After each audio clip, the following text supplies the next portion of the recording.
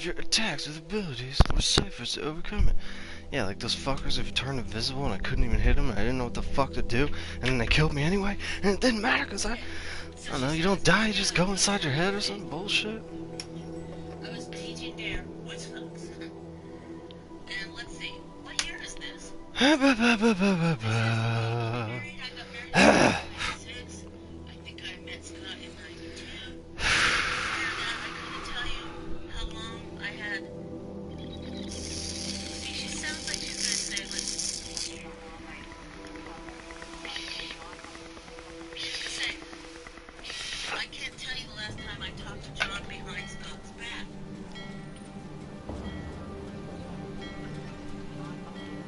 She's gonna say, I can't.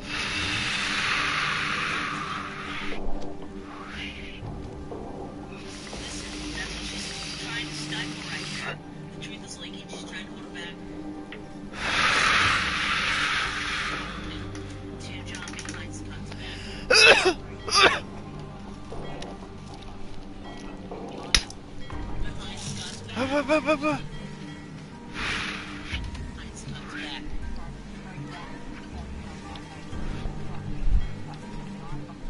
Behind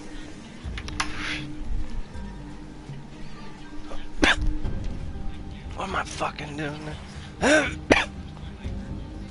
What are we doing?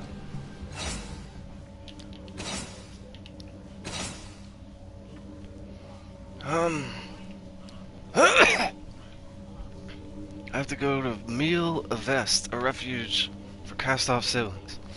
It can only be accessed from the first cast-off's tomb in the Valley of Dead Heroes. I can hire an airship at the Caravanserai to take me to the valley. Alright. Hierophant Merchant. Omadon. Hey Omadon, what the fuck you got? This robed man turns a golden bespectacled gaze and winning smile on you. He seems a charming enough sort, but it's clear he wants something from you, and is perfectly willing to take it. Politely, and with absolute guile, of course. At last, he says. Someone who looks like they can see farther than their nose. These Sagusites are as observant as rocks. Oh. He clasped his hands together, pleading. Please tell me you've seen a beautiful girl with purple hair. Her name is Persea. She's my beloved, but she suffers from a madness that causes her to fear everything. She can't stop running from imagined dangers, and I've been chasing her for, years now, trying to catch her and cure her before she hurts herself. Updated my journal. I recently tracked her here to Saga's Cliffs, but none of these blind fools can remember seeing her, even though I believe she stayed here for a time. He grips your arm. Let me give you a description, so you will know her. She's heartbreakingly beautiful and wears winged hair combs that float around her head, constantly changing the arrangement of her purple hair. Please, if you see her or hear a word of her, return and tell me. My name is Omadon, and I can be most generous. Can you give me more details of her appearance? As I said, she's hauntingly beautiful with purple hair that floats around her head on winged combs. Her speech may seem confused, so pay no mind to what she says. It's only her madness talking.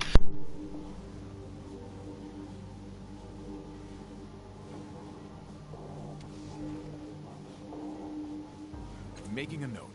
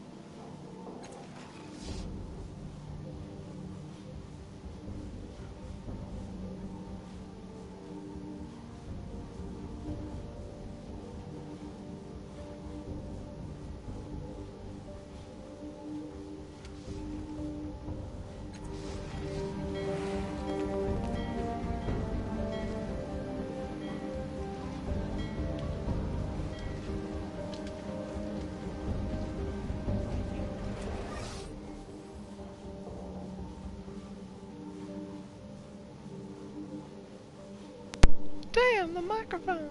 A woman as tall and graceful as a willow steps forward to greet you. She bows and looks down at you with warm, gold-flecked eyes. Welcome, she says, to Tranquility's Rest. I'm the proprietress, Tranquility. Are you looking for a place to take your ease? As she speaks, a sense of delicious calm comes over you, and you find yourself wanting to agree with her. There's nothing you'd like better right now than the peace and the fucking solitude of a quiet room. She sniffs the air. Oh, it's cowstige. There's more to this woman's charms than long legs and sweet words. She's giving off some kind of calming pheromone. Interesting. Forgive me for asking, but are you human? She laughs melodiously. No need for apologies. Given my height, it is a natural question.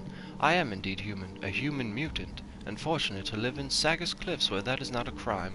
There are very few places in this world where someone like me can even be allowed to clean a hostel, let alone own one. Your perfume seems to contain some kind of pheromones. Are you manipulating me? She smiles faintly. If calming can be said to be manipulating, it could be. I suppose I am, but it is nothing more than that. I cannot control minds or influence thoughts. My scent seems to relax people. That and another trick I learned convinced me that opening a hostel might lead to success. I'm looking for a woman named Precise. She's said to be beautiful and has purple hair. Have you seen her? Remember that. She gives you a sad smile. Perhaps. Many people stay here, and this woman might have been among them, but I don't remember her. I'm sorry. Well, that doesn't fucking help me. Could you use your calming abilities to put me into a trance? Diamond-tide gold. She looks bemused. No one has ever asked me something like this before, and normally I would refuse for fear of some complication and perhaps retaliation for that, but I sense a certain affinity between us, a kindness we share. I don't think any harm will come of it. If you feel it will help you, I will do it. She reaches out to you. Now take my hands and close your eyes. As you take her hands, a scent like baking bread and honey overwhelms you, and she begins to sing in a soft but resonant contralto. The melody fills your head, making it heavy with slumber so that your chin drops to your chest. You feel like you're being lowered gently into a warm bath. The water closes over your head, but there's no fear of drowning. You have returned to the womb, where all is the comforting darkness and the steady pulse of a beating heart. Oh, cool. What, I'm back in my head? Am I back in my head? What is this? Malarkey.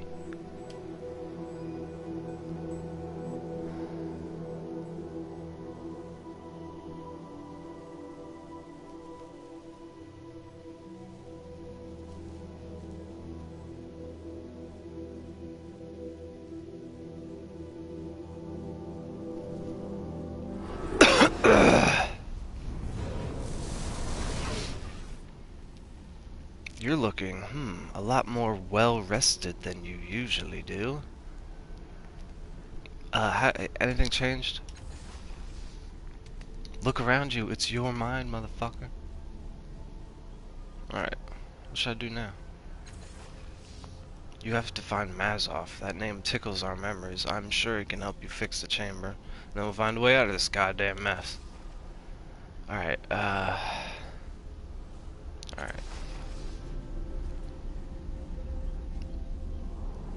Nothing really looks different. Sorrow shattered the mirror, leading back to the dark fathom. Glass shards hiss when you touch them. Interesting.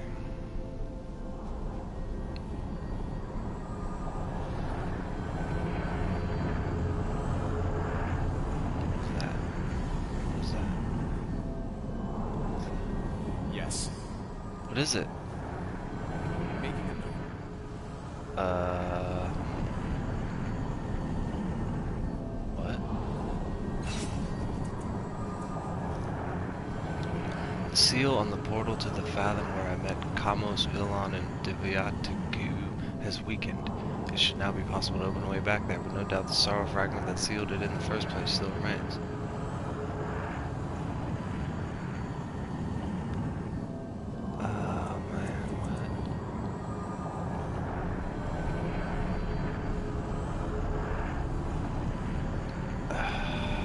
Jesus Christ.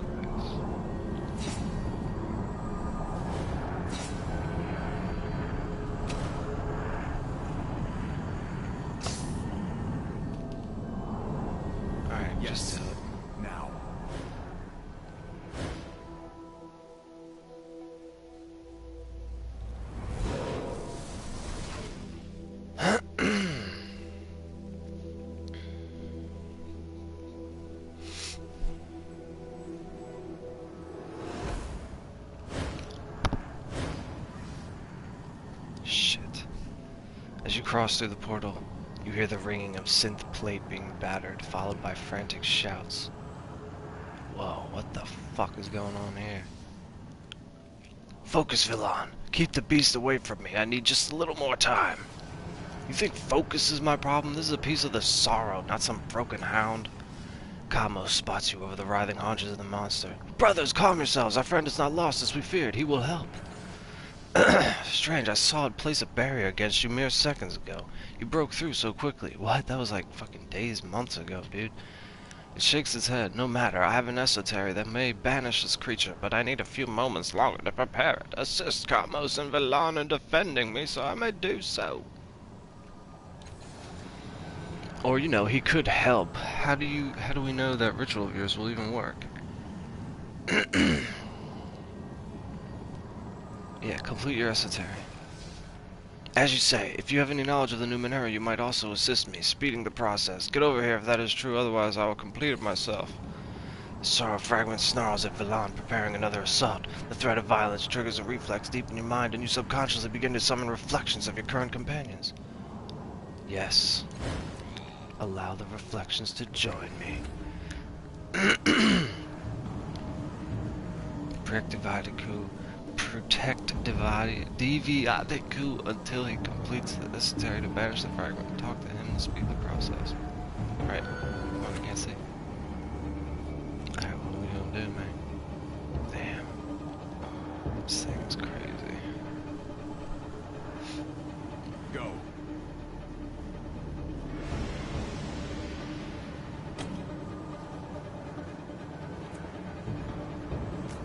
I'm barely hurting it.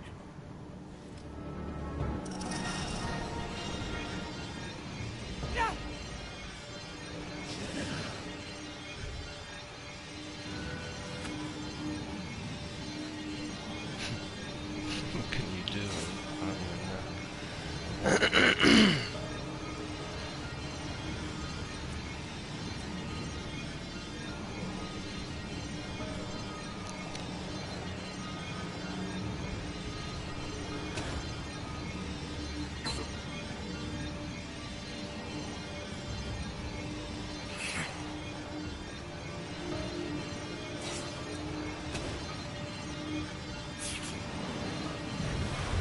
Ah, thanks, buddy.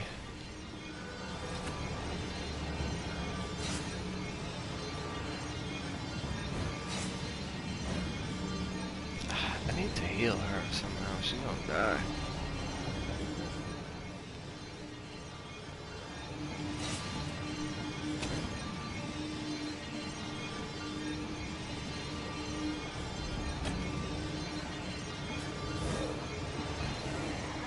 What?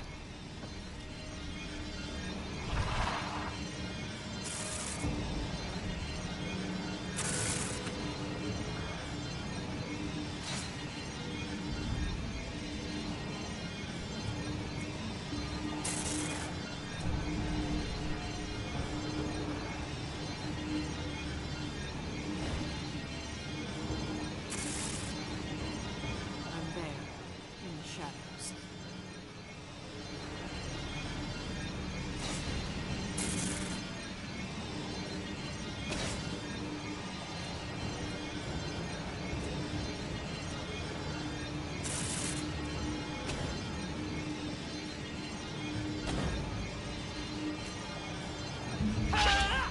Damn. What the fuck?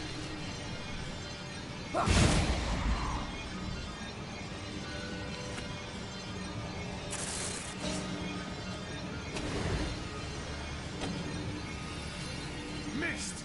Damn it.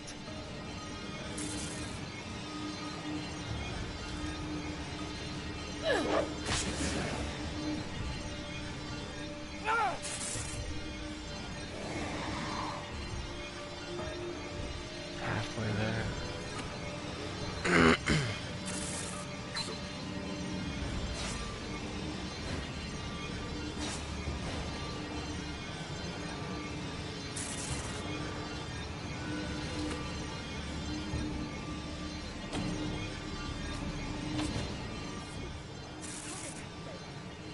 I don't know, 'cause you suck. Oh, damn. Oh damn, he killed her. Is she really like dead though? We're all gonna die. That happened. Damn, he missed.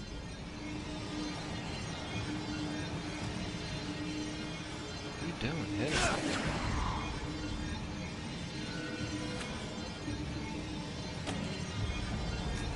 That's strange.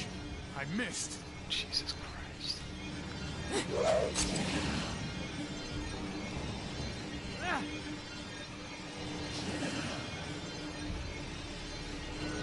The ritual's nearly complete.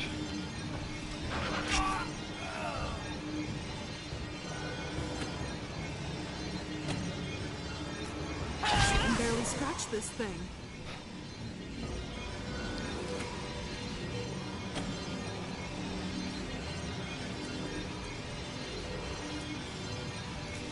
I'm barely hurting it.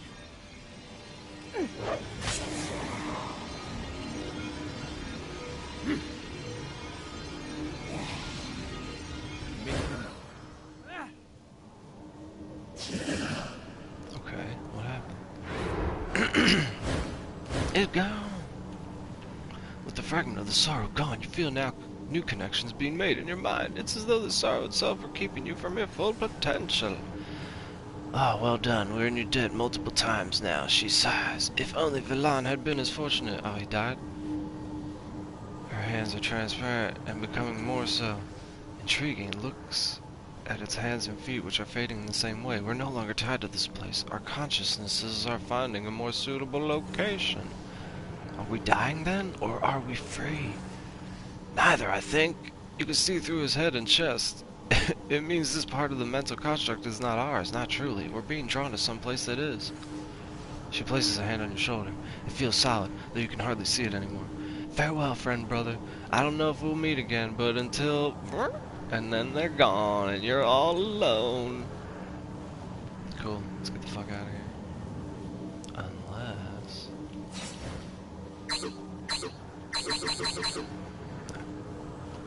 How do I heal? I need to heal. Yes.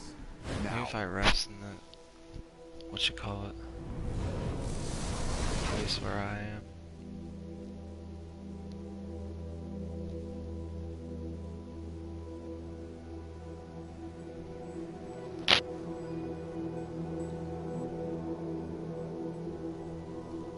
I should probably look it up.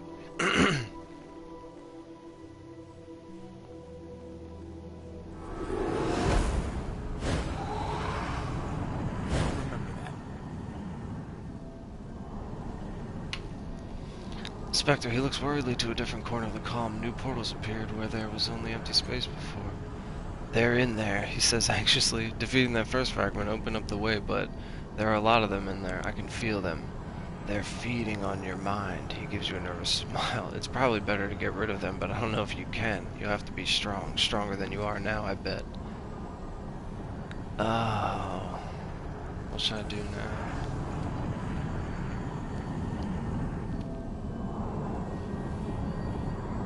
Find Massive. Alright. I'm going. I'm leaving. Shit's fucked up and one of my companions is dead. So where's this? Over here. Oh, I can't go there right now.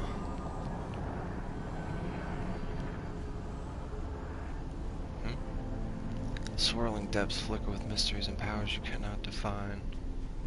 That's interesting. Yes. Now.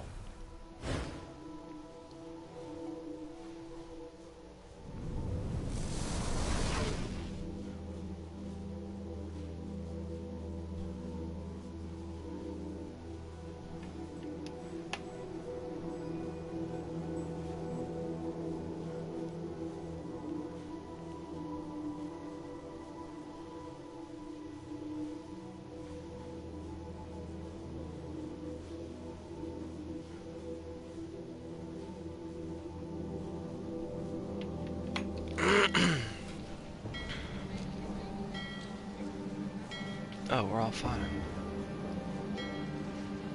Okay.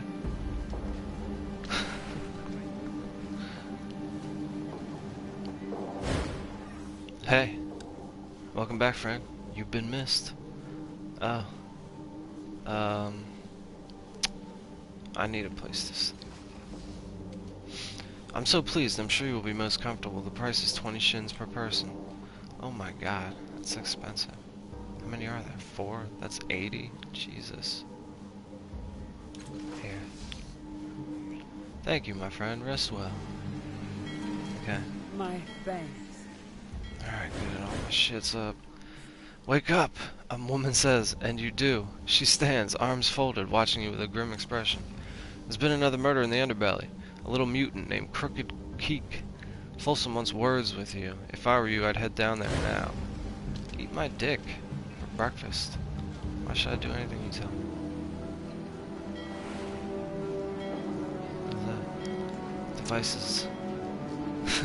Devices. It's not mine.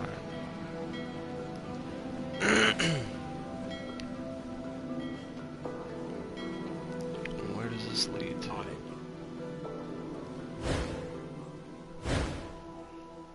Oh.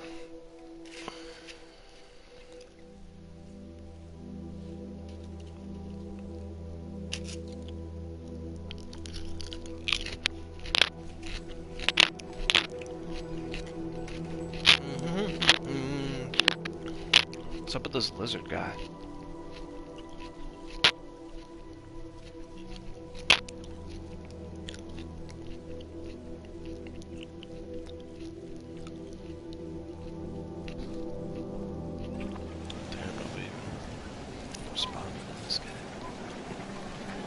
He was like, what happens when your teammates die?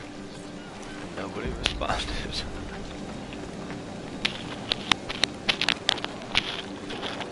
Don't I have one of these fish? Or do I sell?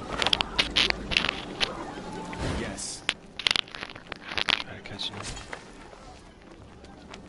Ow, you close your hand around another fish. Tiny teeth chomp at the flesh between your fingers and you release it with a curse. Ow.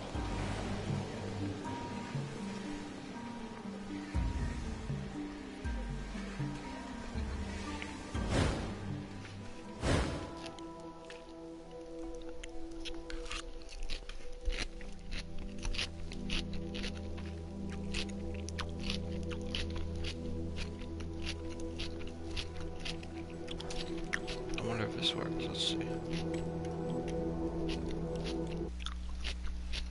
It does.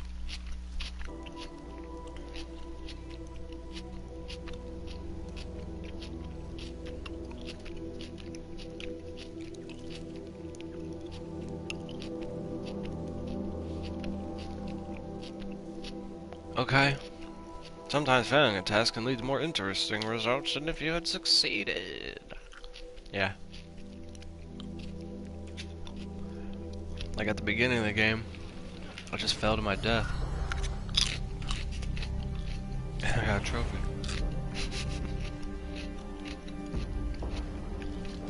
Performer. What the hell? This guy wasn't here before. Behold! What? How did you do that? Like, there's so many people to talk to that I haven't talked to. Or I don't want to because it's going to be a lot of dialogue. Get it out of my face. Get what out of your face, dear? All of it. All of you. I can't see a damn thing else. And why would you want to? It's a joke. Put your daggers away, assassin.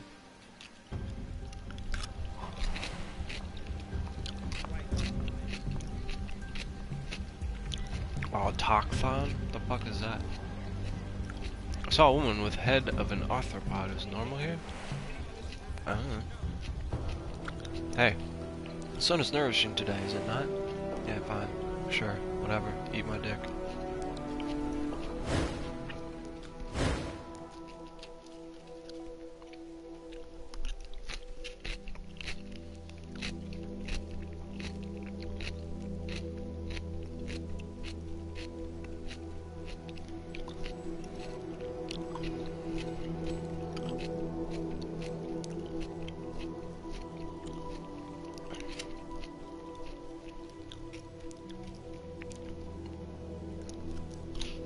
come on.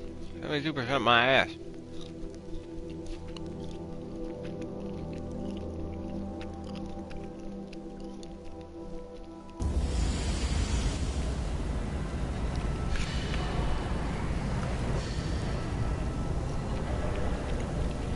What?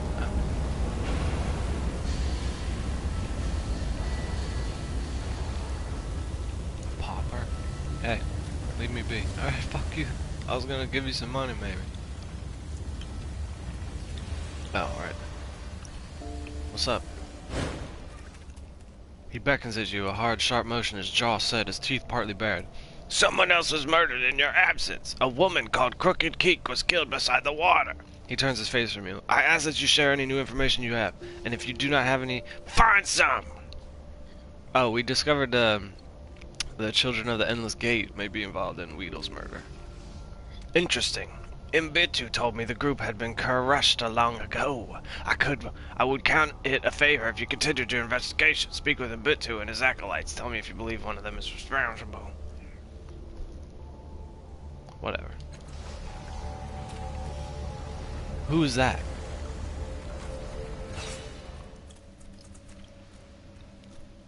Ugh.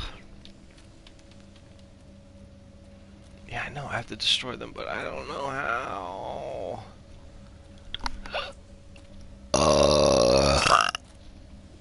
I should go to the cult's chapel and underbelly and question all the people I find and stab them. Where is that?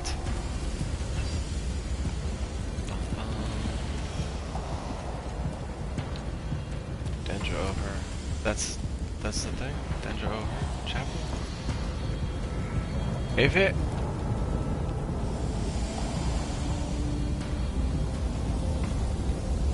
Yes. Whoa. The little guy has 10 might and speed points? Damn! When someone tells you to take care of unfinished business before leaving the location, take heed. Usually you don't get a chance to return later, you faggot. Who am I here to talk to? Geezy. No.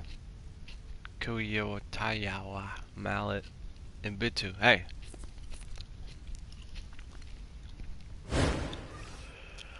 At first glance, it would be easy to assume that this man is dying of some wasting disease or starvation. He's a little more than a 2-tall skeleton wrapped in translucent flesh and a tattered robe. His hands are essentially bony claws, and yet he beams at you, his sunken eyes glittering with suppressed laughter and feverish life. Tread carefully, dear. Oh, it's Cal Stevens. Tread carefully, dear. Imbitu is friendly enough, but he's also intelligent, frighteningly so. Do not try to lie to him. Imbitu smiles. His teeth are a muddy brown. I know you. So many eyes have lingered on that tattoo, that noble brow. He reaches for your forehead with a shivering skeletal finger. Yeah, go ahead. His fingertip traces a hot line over your tattoo. Yes, now I remember. Old Cerisa once saw you out of the corner of her eye a week before his accident. Alori Mar sold you a small bag of... He breathes, closing his eyes. Marijuana, but those aren't the only two. No, you drift through countless lives, altering and ending them. Never leaving a name. He draws in his breath. Oh, I can't stand mysteries. Love them, but can't stand them. Who are you? I'm not the man you think I am. That was someone else. Imbitu. The same face, the same tattoo, but yes, different eyes. Perhaps you have a secret twin. He coughs gently against the back of his hand. So, what brings you to the chapel of the Dendro? Tell me about your cult. We worship the great queen Sarlavun, lady of maggots, goddess of entropy, and guardian of the empty barrier, he says, and then pauses, tapping a muddy tooth thoughtfully. Although worship is the wrong word, perhaps. He points to the altar nearby. It displays a skull with flat, unforgiving eyes buried in its hollow sockets. She waits on the other side of death with her billions of squirming children. They devour whatever passes into their realm, and rightfully so. Everyone must eat. But whatever she and her children eat is lost forever, and so the Dendra O'Hare work to preserve the minds and the mysteries of mortals before death claims them. We hold their shrill little thoughts in our minds and let them tumble around as they will. It feels marvelous. Tell me about yourself. Oh, there isn't much to tell. I've spent most of my years in this little chapel. Casting a fond look around, the Dendra O'Hare has rather consumed my life. Why did you join the Dendra O'Hare? Well, that is a good question, a very good question. I congratulate you on asking it. He rubs his hands together with a papery sound. I cannot tell you much. Outsiders rarely understand what causes to the Dendra O'Hare, but you have kind eyes, and so I will tell you that it was kindness. Beyond that, however, I cannot answer. My apologies. Alright, I'm gonna ask you something else. Oh, on to more interesting topics than an old man's past, he says, flashing a stained grin. Lovely. Helping Folsom investigate some trouble in the underbelly. Can I ask you some fucking questions? Of course, and do tell Folsom hello from me. We are dear friends. He raises a finger. Well, he frowns more than I smile, but we do have a grand time whenever we meet, which is often. Where were blah blah blah blah blah blue? Tell me about the children of the endless gate. The smile falls from Mbitu's face. I hope you're not asking for the reason I think you are. They began as a branch of the Dendra O'Hare that was more impatient in their appetites. His lip twitches like the memory of a snarl. Years ago, my sisters and brothers and I chased them from the city and erased their names from every record or thought we had. Perhaps, he says, turning troubled eyes on his acolytes. No! This is the first time I've spoken of the Endless Gate in years. They cannot possibly be involved. He takes a deep breath and smiles at you again. It's like watching a wrinkled sun emerging from the clouds. Can I speak with your acolytes, please? Oh my! I suppose you have my permission. Do be gentle with them. If they deserve it, of course. Do you think any of the other Dendra O'Hare could be capable of murder? Certainly not! Well, they do come and go as they please, hunting for bodies left in the gutters like broken leaves. He smiles mistily up at the air, as though reminded of his younger years. The devourer of wrongs was standing vigil these last few days, but any of the others could be responsible, I suppose. He runs his eyes across them, humming a fretful little memory. Oh dear, they really are a suspicious lot, are they? Mallet enjoys hurting people, Kiyatawa tells her little lies, and Gazai, well, she's quite unique. He seems as pleased at this as though he accomplished her uniqueness himself. All in all, they're a horrifying bunch, aren't they? I really hadn't noticed before. Oh. Farewell. A mallet. You enjoy hurting people? The burly man sneers at you, flexing massive, scarred hands that could easily encircle your throat. His tongue probes his stained, sharpened teeth, and a short, blood-stained club swings from a hook at his waist. So, what you doing down here, shield meat? He says, playing in the dark. He chuckles long and low. Have you been part of the Dendra O'Hare for long? No, not long. What sort of work did you do before? I broke stuff, he says, his eyes gleaming with dull humor. Tell me about the Dendra O'Hare. Don't have to tell you nothing. You ain't one of us. You ain't nobody. He jerks his chin at Mbitu. You want to talk to him, I'm busy. You can't tell me anything about the Dendra O'Hare? Nobody said nothing about can't. The word is won't. Maybe Mbitu will feel different. Not much for conversation, are you? Way I see it is, I don't know you. You ain't done nothing for me, and we ain't got nothing to talk about. Not now, anyway. So why should we? You'll open up if we have something to talk about? Oh yeah, you won't be able to shut me up. Well, Mbitu gave me permission to ask you about the murders. Is that right? Glancing at Mbitu, the leader of the Dendra O'Hare gives a small nod. Yeah, alright. Ask your questions for all the good it'll do you. I want to talk about your eating habits. Is that right? He's scratching in one of his teeth. Not much of a mystery there. I eat people. I like it. If that don't answer your question, go on and ask again. How many corpses have you eaten? Can't give you the exact number. You eat what's given to you here, but at least one time at midnight. Yeah, I was out on my own and found a corpse lying beneath a stack of rusty metal. Someone just left him there to rot. Maybe I'll go for another walk tonight. Can't help wondering what else I find hidden under things. Doesn't eating human flesh bother you?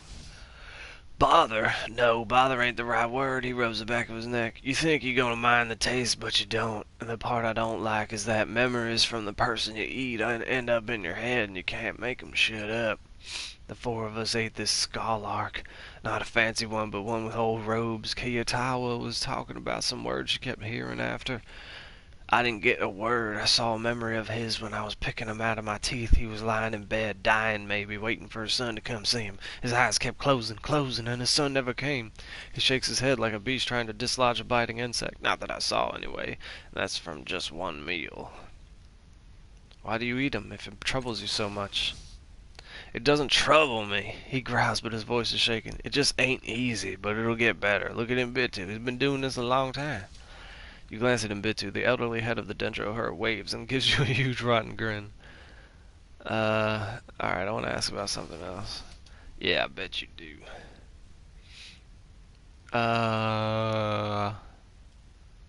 Did you know Weedle? Heh, yeah, I knew him. Glad to hear he's dead. There, he was smart and knew it. Always looking down on the rest of us, always ordering people around with wholesome looking on, smiling. He snorts. That was stupid. Yeah. But if you're thinking I chopped him, I didn't. I was getting drunk in a corner of the manufactory. He grins nastily, wondering what all the screaming was Making a about. note. You know who you should ask? Kiyatawa. I saw her hunched over some corpse in an alley, all by herself. Doesn't matter what the meat is, people who eat on their own always got something to hide. He nods at other cultists. And Gazai's one to watch, too. She ain't like you or me. She's a mutant, not one of the nicer ones. Have you ever heard of something called the Endless Gate? No. Strange name, though. If it don't end, it ain't much of a gate, is it? It's more of a hallway. I guess. Tell me what you think about the other members of your family. Family? Huh, good one. I'd trust my brother over this bunch, and he tried to cut my throat when I was 5. Clucks his tongue. Go on. What are your opinions of Mbitu? He's alright. Got half a city scared of him, and the other half bringing him meat. Not bad for an old man who smiles at everyone and never raises his voice. What do you think of Gizai? Gazai's a monster, he says, shaking his head. Less than human and more than a beast. I seen her take a corpse's face off with a swipe of those claws and tuck it into her mouth like pan bread. Didn't stop until the body was gone, down to the last drop of blood. He bites his upper lip, drawing ribbons of blood. Jesus. Talk to Gazai if you want. Figure her out. Me, I keep my distance. He bites his upper lip, drawing ribbons of blood. Jesus. He opens his mouth to respond. Something's wrong with her. And I ain't stupid. I know how that sounds coming from me. Just something's broken in her, and it's always getting worse. That's it. I have other questions.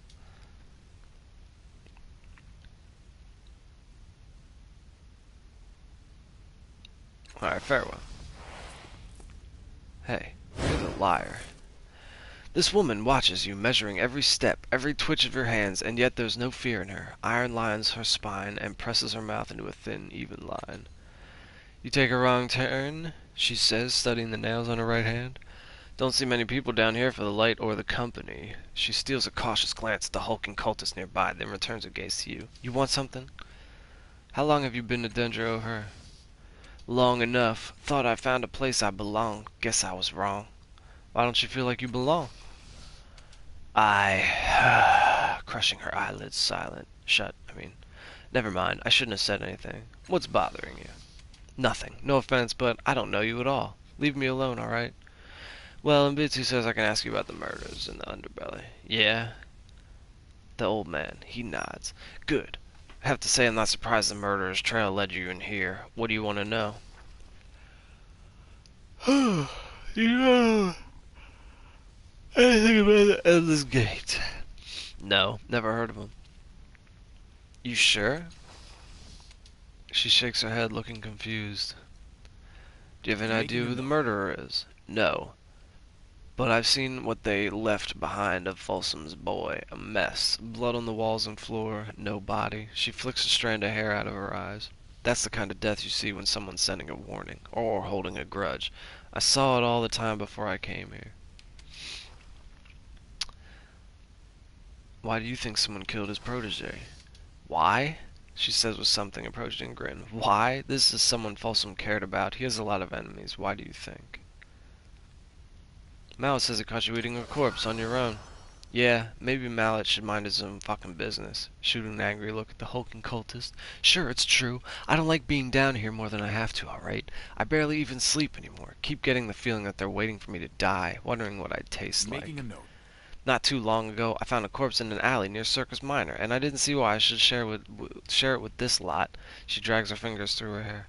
That's it, no secret, no scandal. And since Mallet thinks he can share my hunting with strangers, maybe you should ask him how many corpses he's found on his own, or if they were actually dead when he found them. What about the other Dedra? Oh, her bitch. Ha, alright, don't expect me to hold back. What are your opinions on Mbitu? He's lived too long. Maybe the Dendra O'Hare was something once, but he's just looking for his next meal now, and the rest of them are following his example. What about Mallet? He likes hurting people. More than that, he's proud of it. She rubs an angry head through her hair and lowers her voice. I'm not sure, but I think he's been killing rivals from his old life and eating them. Huh. What do you think of Gazai? She used to be worse than she is. If you haven't talked to her yet, you'll see what I mean. Maybe all those corpses she's eating on her own are bringing Sagas into her head, civilizing her maybe. She shakes her head, but that just means she's a predator who knows the mind of her prey. Alright. Hey, Gazai. This short, squat woman rakes absently at the swollen red tattoos decorating her pale, naked scalp. Her claws draw blood, but she doesn't seem to notice. Her head jerks up at the sound of your footsteps, and her too large mouth widens in a sharp-toothed smile. We greet you, tenderling. Yes, we honor your arrival. Her eyes rove over your body hungrily. What brings you to the Dendra O'Hare, What do you wish to share with us? Her gray and pointed tongue swipes at the ritual scarring around her lips, leaving a glistening sheet of saliva. Who are you? We are Gazai of the... She pauses. You may not know the word, but we come from another world, a heavier one, more rocks and less life. She rubs her arm absent-mindedly. What's the name of your people in your language? Gazai barks a rattling growl in your face and slams her teeth together. Then she smiles. You see, it does not translate so well. Our world is not like yours, she says. It is not so rich. There are no animals, no... She frowns. Vegetals? None of those. The only flesh is our flesh. But we are blessed. When we eat bodies, nothing is lost except the corpse. The soul is preserved. She spreads her hand. The dead one becomes part of us. It becomes we. The word is vegetables. That sounds incredibly similar to the Dendra O'Hare philosophy. Yes, she says delighted. That is why we are here. We heard rumors of the Dendra O'Hare magic, she says, concentrating. Your language's tenses clearly give her trouble. It does not mind at it does not stop at the soul. It pulls memories from dead flesh and soaks them into the mind. She gives you a rapturous smile. So we came through a portal in the bloom to learn this magic. We found our way to Sagas. We asked to join. She sighs. Now the portal's gone. We here, but we will make another in time. How many bodies have you eaten? We do not share this. We prefer our feasts to be private, but many, many. We find our feasts on our own. I have some questions about the Dendra O'Hare. No. Then covers her mouth with a barbed claw. No, we are not the voice of the Dendra O'Hare, tenderling. Speak with our leader Mbitu instead. Savor his words and drink of his thoughts. You don't want to tell me about the Dendra O'Hare? Want? We do not speak of want, tenderling. We do not deserve to tell you. Mbitu is our voice. Oh, I apologize. Mbitu says I can ask you about the murders. Her small eyes glow with humor, but flicker first to the leader of the Dendro-Her. He nods. Ask your questions, tenderling, she says, stroking the back of her hand with her claws. Even this gentle motion draws blood. What do you know about the murders? Oh, tenderling, ha ha ha. You use the wrong word over and over. There's no murder if there is no body. This was, and she uses a word you do not recognize, a gruesome combination of clicking teeth and growling consonants. And so nothing was lost. Making a note. We do not know who is responsible, she says, scratching her cheek. Blood spills unheeded from the wound. Jesus Christ, what? How's that? These people are just like cutting themselves with their own fingernails and shit. Kiatawa and Mallet sneak about during the night. They swallow their secrets. They are Dendro-Her to serve their power and hunger, not to honor the dead. Not for, she uses the word again, snapping her jagged teeth with great satisfaction. They are not capable of such kindness. Oh, what is that word you used to describe the murder? That clicking, growling word? Word? Oh, yes, your language does not have the word, so we use our own. She clicks her teeth together thoughtfully, then answers. We know of murder, of course. To leave a body to rot is to say that the soul inside is not worth keeping. This we punish. This decision is not for anyone to make. The word we speak of is the opposite. On my world, when one of us dies or is killed, we eat their flesh and take their souls into our body. We feel the light of them reach our corners. She raises a claw, smiling. They becomes we, you understand? I see. You only think it's a murder if the murderer doesn't eat the entire body. Yes, she says, clapping her hands together with delight. You understand. Okay, but they left a hand. This murder is no murder. She pronounces the word with obvious scorn. We know the details. A skinned hand in blood circles on the wall, she says, making a sking noise. Tenderlings play with their food. Perhaps your murderer is young. They do not know they should finish the hands, strip the memories of hard work from the tendons, crunch the bones, slurp the blood from the floor. She shakes her head fondly. Tenderlings. You don't think Kiatawa or Mallet killed any of the victims? We never said that, she says, playfully biting her tongue. They kill, but they do not honor. They do not understand who they are. Do you know about a group called the Children of the Endless Gate? We know it, she says, frowning, but we are not sure how. She drums her claws against her chin, drawing pinpricks of blood. Yes, bloody circles left on the sides of junkyard dwellings outside the bloom, in shadows. Beware the endless gates, little woman. The people of that community say. It still makes us laugh. Such sweetness. Where did you see the bloody circles again? In the junkyard outside the bloom, but not yesterday, not last year, a time ago, and then the circles appeared no more. Perhaps the ones who drew them moved on. Alright. Murder, murder, that word, that word. Alright, I gotta go. Fuck. I didn't really learn much. Welcome back. I see you're still on your feet. You notice he seems disappointed about this. Uh-huh. Oh dear, I was hoping it was all over. Where were you when Folsom's first was killed? Ah, I've quite an amazing alibi. Is that how you say it? Alibi? He draws himself up and sets his jaw sternly like a caricature of justice itself. I was with Folsom the entire night. He can tell you I'll as remember much. that. He leans in close to whisper in your ear. I promised Folsom I wouldn't tell anyone how he helps with things. You'll need to ask him if you want to know more. He winks and stands back. So as you can see, I'm beyond suspicion. Ta-da! I've spoken to all of you, and I think I know who the murderer is. Ah, he says, looking uncomfortable. Good. Were this decades ago, I would handle the investigation myself, but I am perhaps a little past my prime. He drops his voice to a whisper. His breath is sour, and a wild light dances in the deep glances of his eyes. Bring your suspicion to Folsom. He will take the correct actions. He always does. Alright.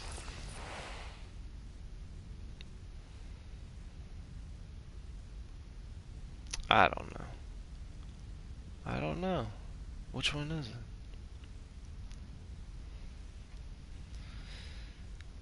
I don't know.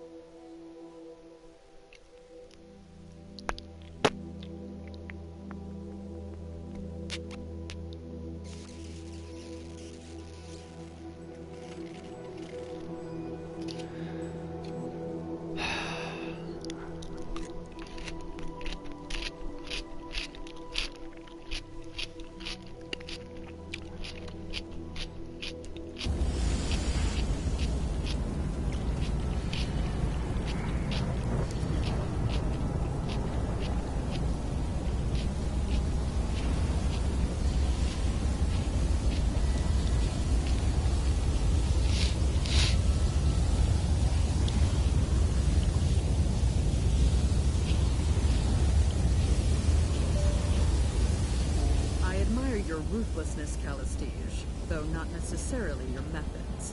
And I feel much the same about you, dear. So, are we allies then? Friends? It would be inconvenient if you died. Let's start from there.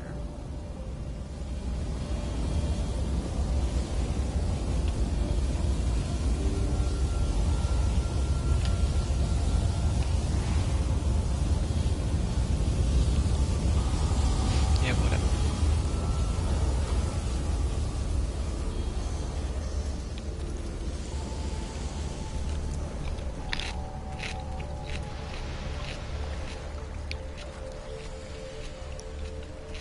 I'm going.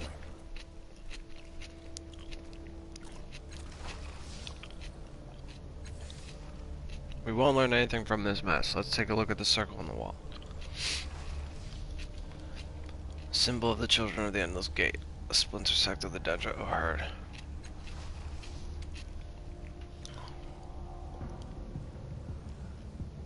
That's it.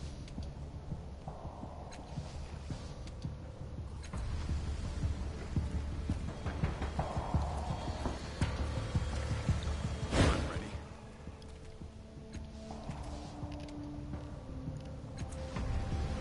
That's it. What the fuck? All right, out with it. Out with what? Every new cast-off gets strange with older cast-offs. If you're not feeling it now, you will. You look at me and you realize that we were all vessels for the same consciousness, and then you start wondering if we share anything else. She shrugs. We're all a bunch of arrogant preeners with delusions of greatness. That might be about it.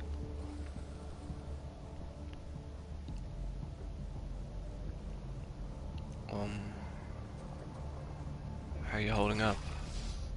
I'll stick with you. You're a different breed from the rest of us. You're making progress. Her lip curls slightly, but she says nothing.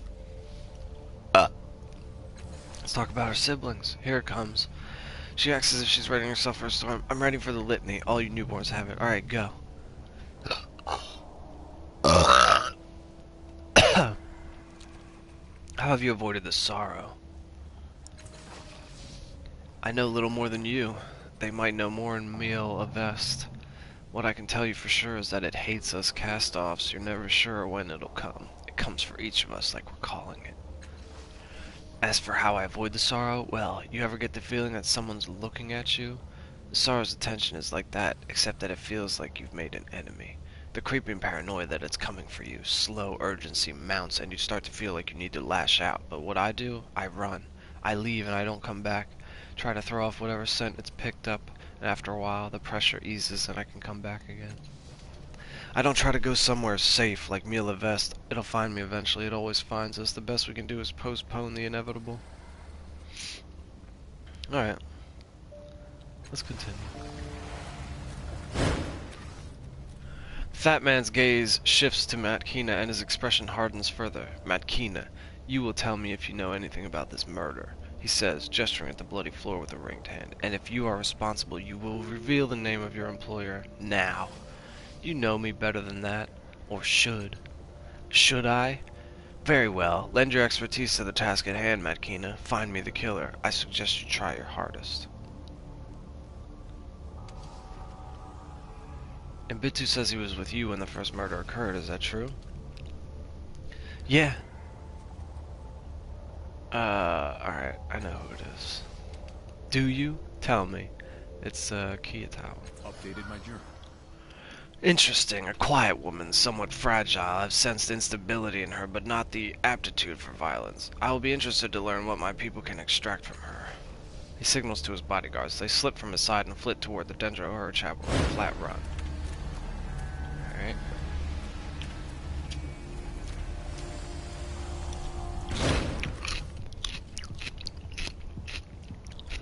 Sometime later, the bodyguards race back to Folsom's side. One of them whispers in his ear and he nods. Kiyatawa was already gone. She must have suspected you were close to proving her guilt.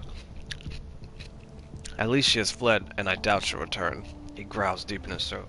If you ever see her again, feel free to do the same thing to her that she did to my people.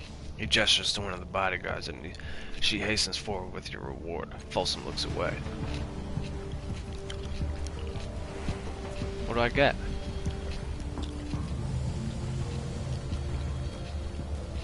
What did I get?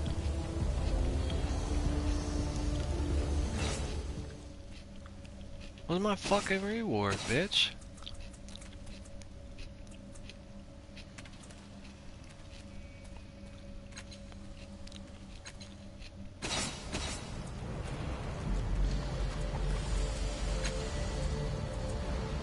Oh.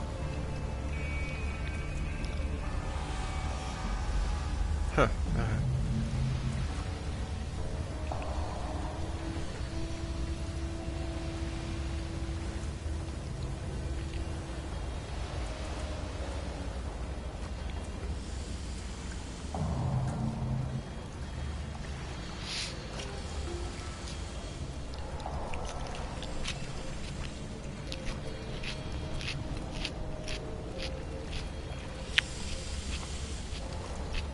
I have seen you die in countless realities.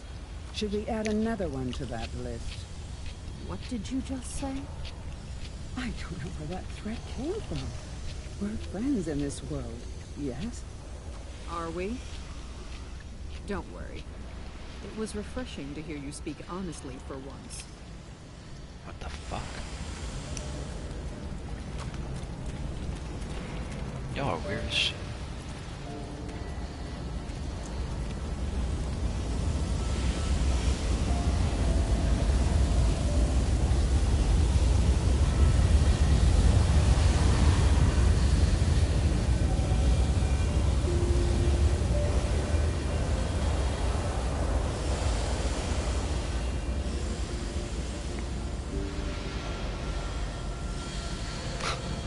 Fuck you.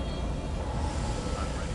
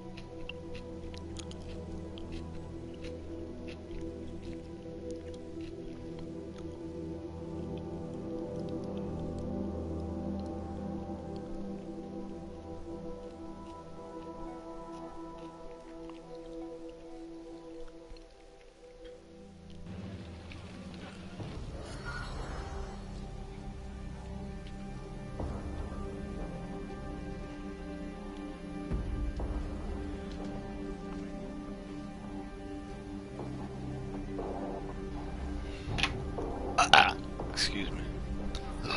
Hey, look over there. Excuse me. What's this? Are you chasing me? Stop chasing me! I'm a normal female. I'm a normal female human child. What? I am a normal female human child. Away my forward sensors. Sub-vocalized message. One of the humans is attempting to speak with me. Advise. What? I do not wish to play with you. You are too old for this. This is not a real child.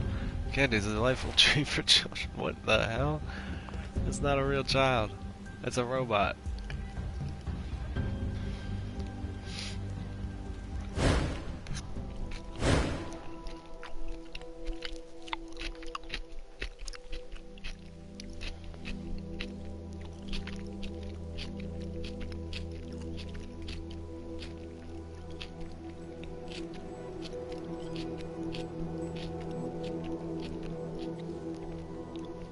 Your dominant ties will not stop you from taking any paths or picking any option in conversation, but they can influence how others will respond to you in subtle ways. Oh. Cool. Hurry the fuck up.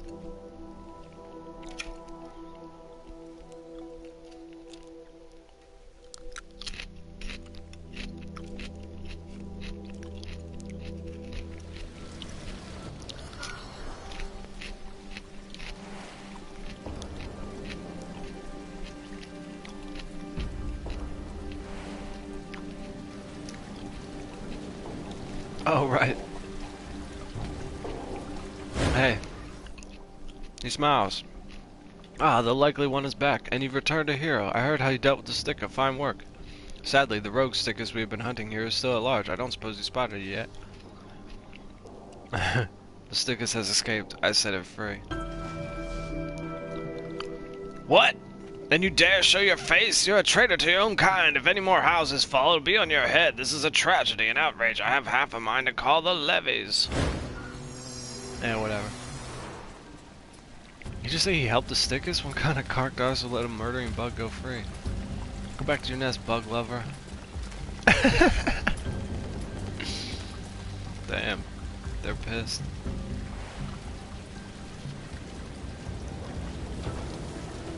Oh, cool. Advance. Extra effort? I guess that's my only choice.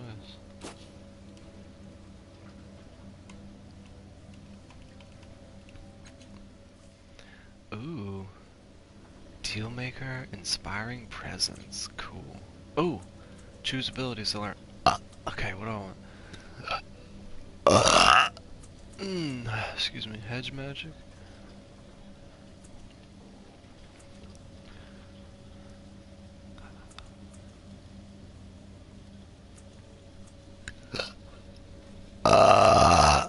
Oh my god, excuse me.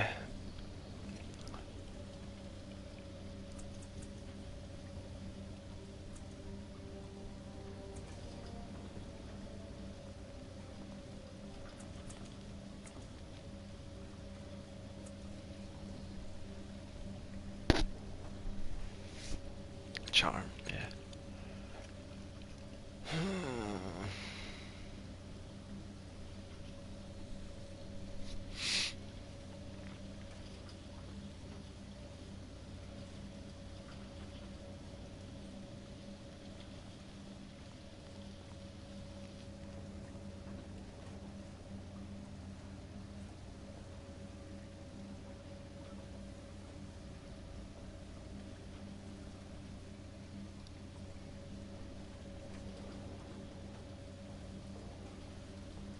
Yeah, do that.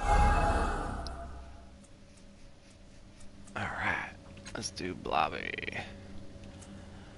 Increase edge. What do you want? Speed or might? Might. Augmentation, realignment, and cipher limit increase. Oh yeah. Trained haptic armor improves the effects granted by the haptic armor. Trained splorch improves splorch Oom's basic attack. Yeah, do that.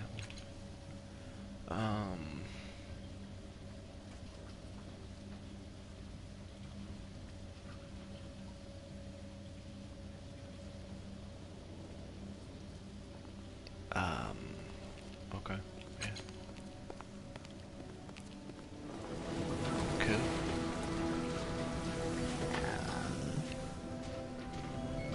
Now where do I go? I cannot. There's a bridge somewhere.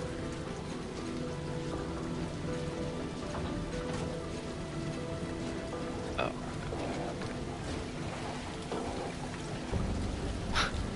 Intoxicated woman.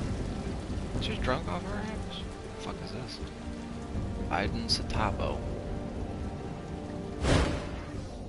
The large muscled man is practicing some form of martial art as you look on. He's wearing an old white rough woven coat with the sleeves torn off and a red bandana is wrapped tightly around his head. It's fucking it's Ryu. What? He seems to be moving much faster than his size suggests as possible. He glides between stances as swiftly as water. His fists are blurring hammers, striking at invisible enemies. His bare, callous feet snap and slash at the air like knives. Watches the man with wide, fascinated eyes, then turns to an invisible enemy of its own. What? Oh, I see. It says slash in the air with a tendril. Have you seen a 10-year-old girl with dark curly hair? I'll remember that. Yeah, I seen her, crawling out of a fissure in one of the collapsed houses in this district. She's likely hiding, but I did not pry into her affairs. Oh, where'd you learn to fight like that? By challenging the deadliest creatures and studying their killing blows. I lack claws or teeth, but I do the best I can. You're very fast. Yes, Aiden says. The Drebel's gift. His hand slips around an invisible assailant's arm. He snaps it with a stab of his elbow, then crushes his enemy's throat and flips him over his shoulder to the ground. Just sent them a ray, he shouts, spinning over the invisible adversary's corpse to deliver a triangle of jabs to the chest of his next attacker. The entire set of moves took no longer than 4 seconds. He catches you staring and smiles. You must be wondering why I'm shouting. Yes. I'm not surprised. I must look like a lunatic, he says, before spearing his opponent's jugular with 3 fingers. Canted thrust. It helps me focus my breathing, my strength and will. It reminds me of how weak I once was and how strong I've become. Years ago, I was a starving beggar. I managed to steal a wedge of pie crust and was terrified that someone else would take it from me, so I hid inside that metal structure over there to enjoy my feast. Bite of the hidden queb, he says, clawing his enemy's eyes. The stale crust crumbled into pieces between my eager fingers, and something strange happened. They drifted toward the ground like the softest of snowflakes. I was able to pluck each of them from the air before they fell. At first I was delighted, then I wept. How far had I fallen that clean food was a miracle? He sighs, then delivers 4 more blows to the air's belly. But the miracle never ended. The longer I lived in that shelter, the more I could slow the world by concentrating. I swore to never waste this gift. I would honor it by becoming stronger, faster. I would challenge the predators of the world and take their killing blows from them. I would never be prey again. Grush stomp! I'll bet I'm faster than you. Cool. How are you so fast again?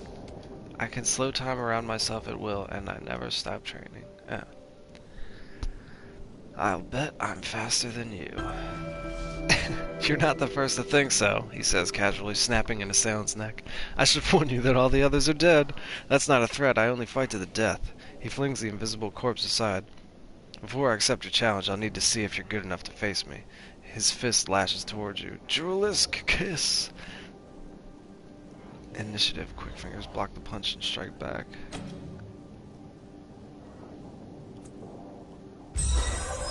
Yeah.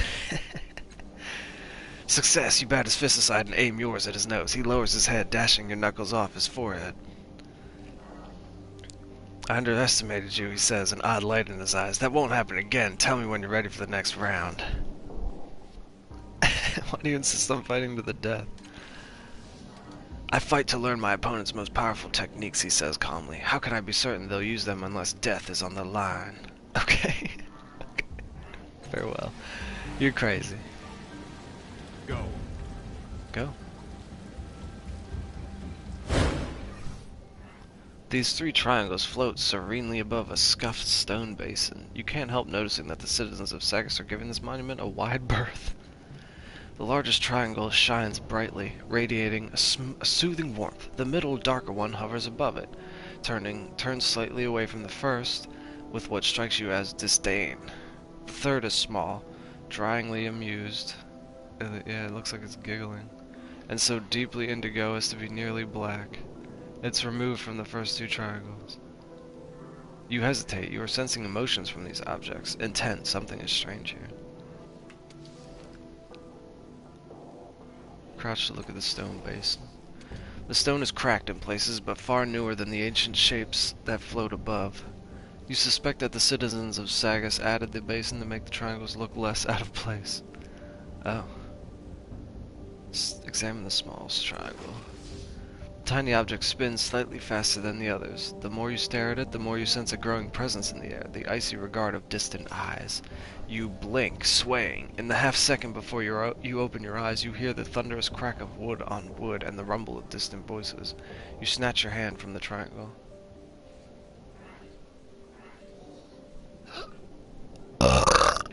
Touch the large one. You reach out and time slows. Your hand drifts past individual motes of light dappled dust, moving into the warm glow of the large triangle. Calm warmth bleeds up your arm when you grasp the edge of the triangle. It's somehow rigid and flexible at the same time. The air thickens like a weight over you and you struggle to keep your eyes open. Between the thumping of your heartbeat, you hear thousands of purposeful rhythmic footsteps treading endless stairs toward the peak of a vast echoing room. Study the medium-sized triangle. Staring at this triangle is disorienting. The longer you stare at it, the more you feel a tight, coiling sensation in your own head. Standing on your toes and stretching, you manage to brush the triangle's icy face with your finger. Whoa. You blink, and a strip of light unwinds ahead of you like a path through infinite, murmuring dark. Behind you is an ever-shifting zoetrope of linked, motionless U's. It is your past, you realize, every second of it, every choice pouring out of you and trailing away into the black. You open your eyes, you're back at the stone ring, still touching the triangle. All three of them are watching you. You blink again. The strip of light, the surrounding darkness, and in the valley, between the slow pulsing of your heart, you hear the murmurs of countless witnesses, the raised voices of your past and future companions, the heated condemnations of enemies you haven't met yet, and above it all, a trio of voices, one warm, one cold, and one dryly practical. They are speaking a verdict, but you can't hear them over the din.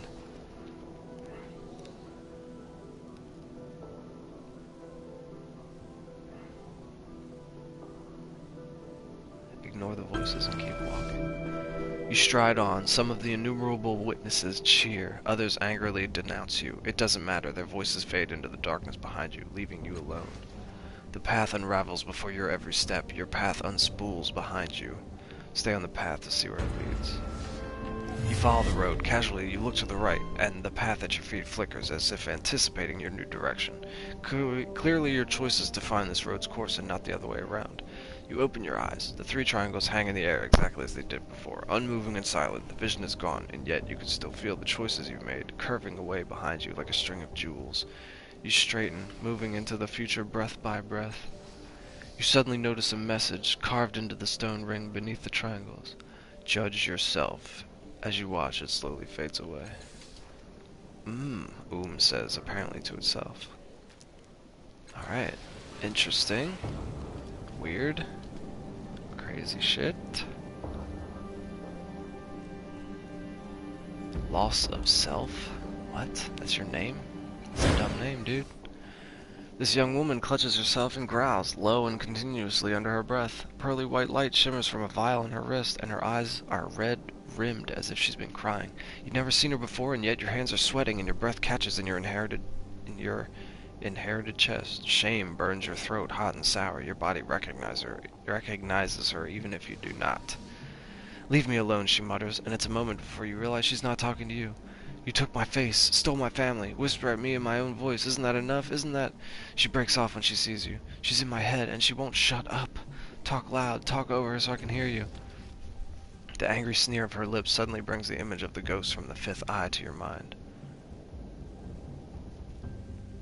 You remind me of someone, a ghost in the Fifth Eye Tavern. What? No, you're crazy, but the sudden widening of her eyes suggests you've hit on something. Stop talking about her, it makes her louder. I am not her. Describe her to her. The little girl. I've seen her crawling into the ruined house over there. I've been worried about her, but I've had my own problems lately. What is that shiny object you're holding? She flinches but reveals the vial strapped to her wrist. It glows with an inner light, and the tiny ripples within seem to cast moving shadows on her palm. I woke up one night in a building I'd never seen before, she says, soft and low. I found this beneath a pile of blackened scales. If you shake it, it makes a picture. Watch. She jiggles the vial and holds up her other hand. Indistinct shadows mimic the motion in her palm. No. Why are you holding on to it? Because I feel like it was mine, she blurts, then grimaces as if the words escaped without her permission. At any rate, it's mine now, and I don't need more of a reason than that. Alright, I want to ask you about something else. You hear a woman in your head? Yes, she says, biting the words like an enemy's throat. Now stop talking about her. It brings her forward, and she clings. She whines, and she won't stop, so please stop talking about her. I'm sorry, but I want to hear about the woman in your head. No! Every time I think about her, she inches closer to me, pulls on my arm. Stop asking about her, please. No, I want to hear about the woman in your head. She growls in her breath. Tell me about the woman in your head. Can I look at the shiny vial of yours? Alright. Why is it so important to you? It's not that it's important. I just feel better holding it, and there's nothing wrong with that. Alright, what am I supposed to do with these people? They're fucked up. The outcast stick is... No, that's not it.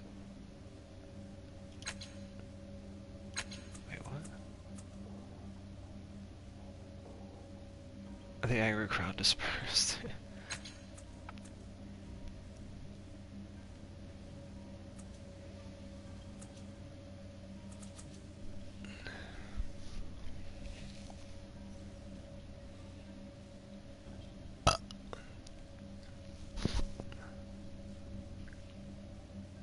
She wants me to help them if I can. Yeah, but how?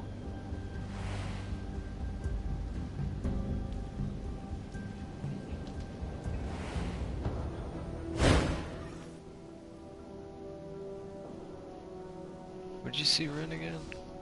I saw her crawling into the ruined house one near the stair to Caravanserai. Can I look at the shiny vial of yours again? Give it to me.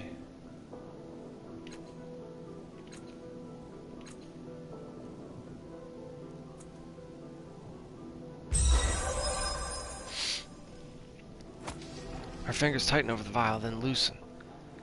Alright, she says, looking desperately unhappy. Still, she seems somewhat relieved when she hands it over. I want to hear about the woman in your head. Come on, that's it. What the fuck?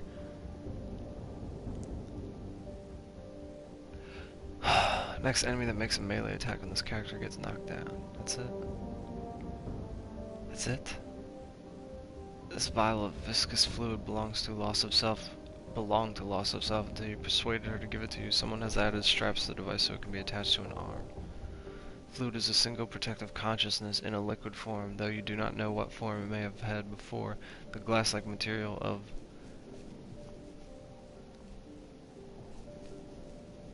the vial can turn porous when needed, allowing the fluid to flow out. It will try to protect you from incoming attacks, forming a bright, silvery shield that flings incoming forces back toward their source. How am I supposed to help this woman?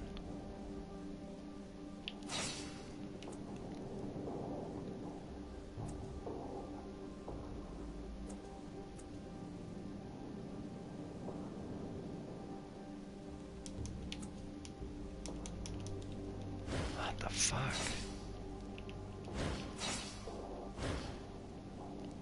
Whatever. I don't know what to do.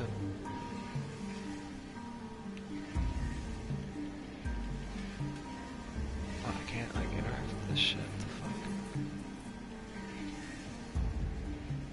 fuck? Dilapidated structures being burned in a cheap boarding house. People sprawl on filthy mattresses. Yes. Now. This house was reduced to rubble when part of the cliff face collapsed. There is evidence that squatters have slept here recently. A ragged blanket, rotted fruit peelings, and footprints in the dust itself. Something scratches deep within the rubble. It sounds like someone or something is in there. Hello? The rubble makes no response. Dig deeper. You crawl partway inside, pushing aside boards and a thin slab of slate. A small girl gasps, throwing up a hand to block the sudden light. She's young, no more than 10 or 11 years old. She has made herself as small as possible to fit inside the tiny gap in the rubble. Her hair is dark and curly. She pulls herself deeper into the rubble. Come on out, I won't hurt you. She shakes her head vigorously, trying to shoo you away. You hear a voice behind you. I told you patience would pay off, lads. Ah, fuck. Some thugs stroll over. They all carry weapons at their sides, though they walk with the cocky assurance of those who don't expect to need them. Sss, hisses very quietly. I swear I checked this hovel. She wasn't here. No one was. How did this draft find her so easily? Don't fret, beggar. The thug looks you up and down, then calls out in the direction of the rubble. Come on, little girl. Doesn't matter how good you are at hiding, you had to come out sometime.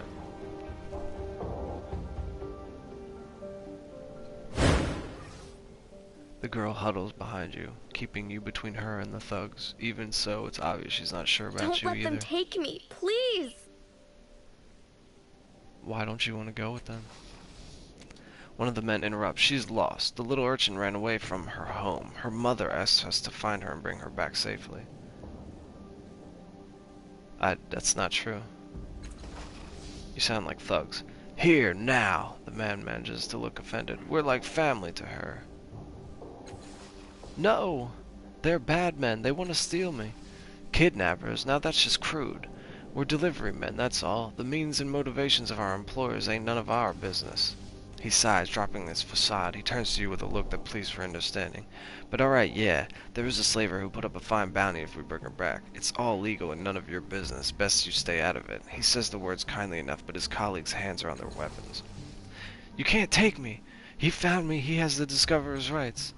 He raises an eyebrow, a bemused smirk playing on his face. Is that so? Well, Spider Jack, what do you say? Is she coming with us, or are we taking her from you?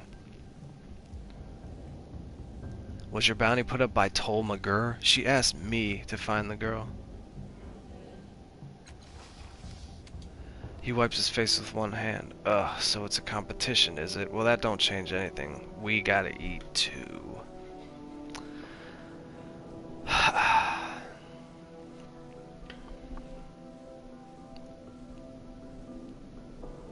Just try and take her from me.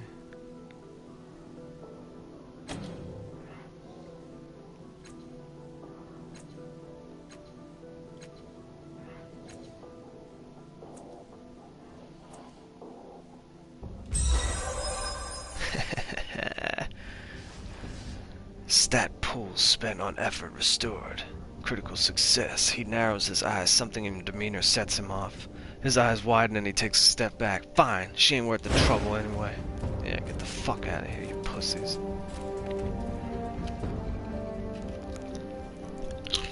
Oh God, thank you. They were going to take me back to that woman. I've never met anyone so cruel. When she found me the first time she even... My apologies. I'm still out of sorts. You have my thanks and grace, sir. Uh-huh. For a moment, it looks like she might hug you. But at the last moment, she seems to think better of it and pulls up short a half-dozen steps away. She collects herself, standing straight with her shoulders back. Then she nods. The gesture is so polite it's almost formal. My name is Rin. My home and hearth and bread are yours to use. Except I don't have any of those things.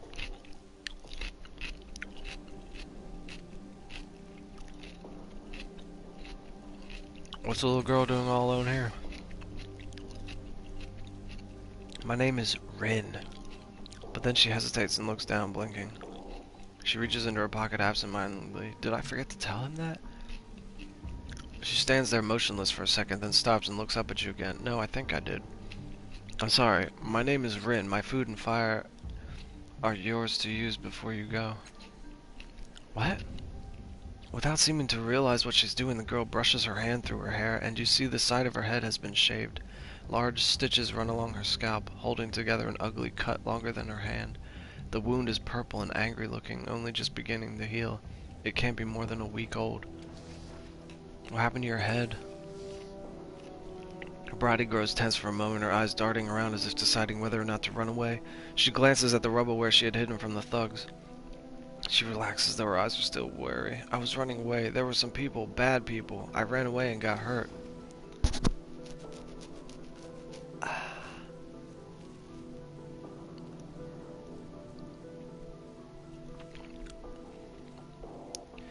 What?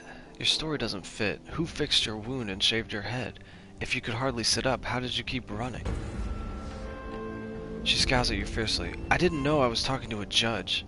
I told you I can't remember, not for days on either side of whatever happened. She looks away, mouth pressed into a firm line.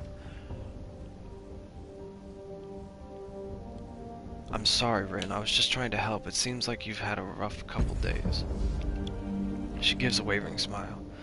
It's not all bad. I found some shimmery berries today, so that means I get to play. I wonder if this will poison me later. That's always exciting.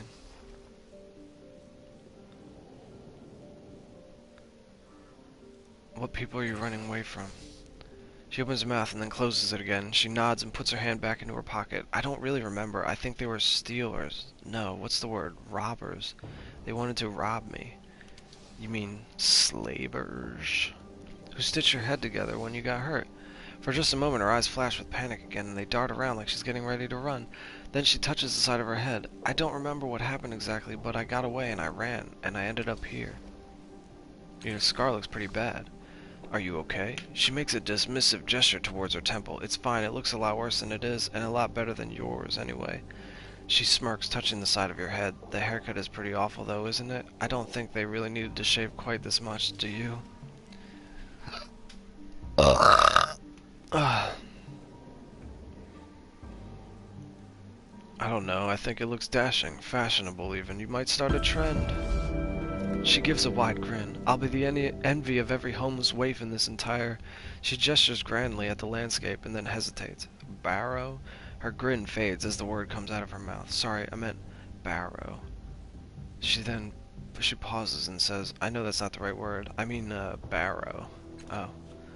Her grin is entirely gone now, and her hands make fists as she looks down at the ground, concentrating. Her lips move, and at first you can't hear anything except for the hint of a whisper. Finally, her body relaxes. Yes, neighborhood. That's the word I was looking for. Neighborhood. She looks up and gives you a shaky smile. I offer apologies. It's been a long day. Is there anything I can do to help? She shrugs. I don't know. I'm pretty good here unless you happen to have any spare food or you aren't using, or water, or a blanket, or a new bed, or a house, or, you know, anything at all. Rin starts out talking with a playful smile on her face, but then her eyes well up. Her voice stays cheerful even as the tears are running down her cheeks, and she wipes them away, embarrassed and angry, but her hands are shaking now, and there are more tears and words continue to pour out of her. I offer apologies. It's just that I've been hungry for days. I don't know where I am. My head hurts and nothing makes sense. She laughs, then helplessly with a tinge of trembling panic, finally bleeding into her tone. God's around me. I'm all broken in my head. The moon is wrong, and I'm so tired of being scared all the time. I'll take care of you. Come with me. She blinks up at you and gives a huge grin. Really? Then she looks at your companions and seems to shrink away. No, I'm alright. I mean, thank you, but I'm alright. Let's talk about something else. Why don't you come with us? I think I would feel safer here. Are you sure? All three of your companions. Oh, because I have too many people. I'll remember that.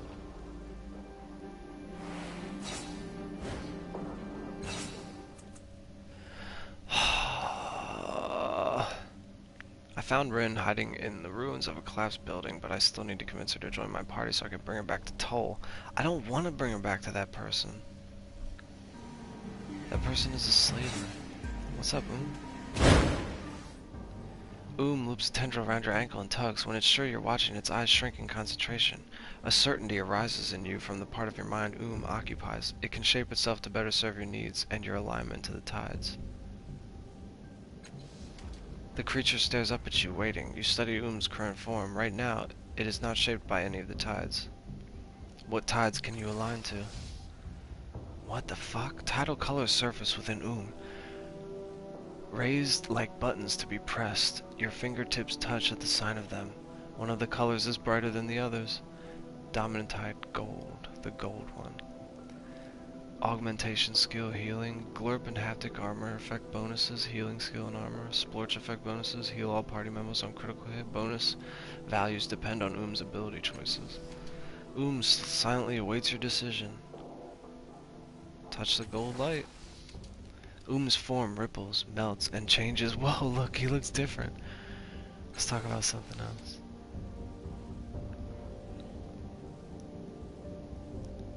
Let's move on. Fucking cool.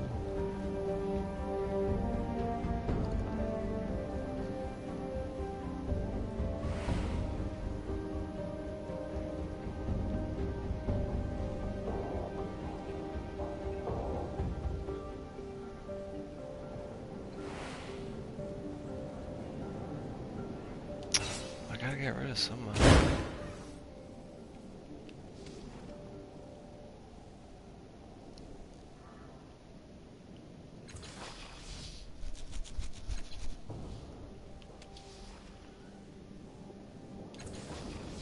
We need to part Well ways. then, Well then, farewell for now. You won't be now. gone long. You won't be gone long. I don't know where to find her.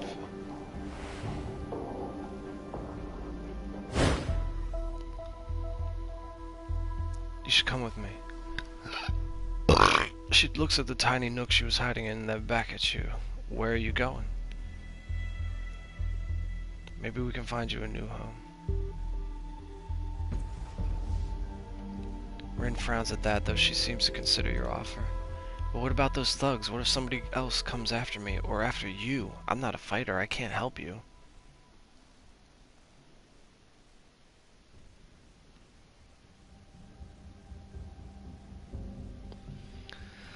It's dangerous whether you stay here alone or come with me. At least with me you can learn to take care of yourself.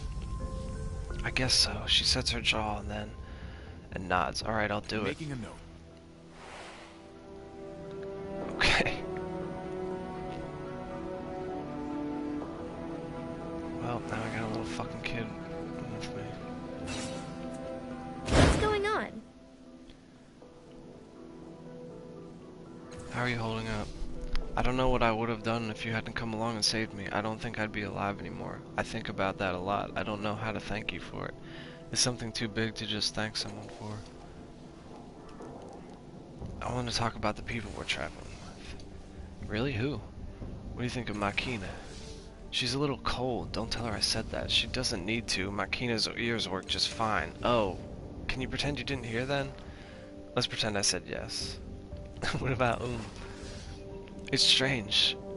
Should be scary, but it makes me laugh and a little sad. I don't know why. Blurble. It's nothing you did, Don't worry. That's all, thank you. Psst. This guy just pissed at me. What? Everything about this slender young man says thug, from his scar-slashed eyebrows to the calloused hand hovering over his hip where a dagger would hang, but he doesn't have one. Instead, flour cakes his hands, and a single apron string hangs from his pocket. He is apparently a baker. Stand still, you shine. Stand still, you shine, he says, and peers over your shoulder. You follow his gaze to an armored soldier who's loitering in the public square. That levy's been following me for days, can't even stop for a piss without checking side to side. You look tough. Why haven't you dealt with him? St, he says, waving his flour-caked hands, his eyes wide with panic.